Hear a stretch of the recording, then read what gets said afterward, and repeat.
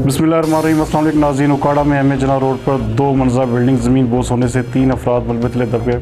हमारे नुमाइंदा खसूसी शहजाद बोस के मुताबिक रेस्क्यू 1122 ने मौके पर पहुँच कर इमदादी कार्रवाइयाँ शुरू कर दी।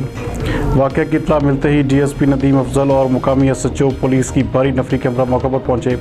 पुलिस और रेस्क्यू की तरफ से इमदादी कार्रवाइयों का सिलसिला जारी है, जबकि बिल्डिंग गिरने के वाक़े में एक मजदूर जहाँ बहक जबकि एक ज़ख्मी को निकाल लिया गया है। जहाँ बहक की डेड बॉडी और ज़ख्मी को DHQ अस्पताल मुंतकिल कर दिया गया। मलबे के नीचे से दूसरी नाश भी निकाली गई। जहाँ बहक होने वालों की तादाद 2 हो गई है। मलबे तले आकर जहाँ बहक होने वालों की शनाख्त मोहम्मद अहमद और सुहेल अहमद के नाम से हुई। मज़ीद देखते हैं शहजाद बलोच की ये रिपोर्ट।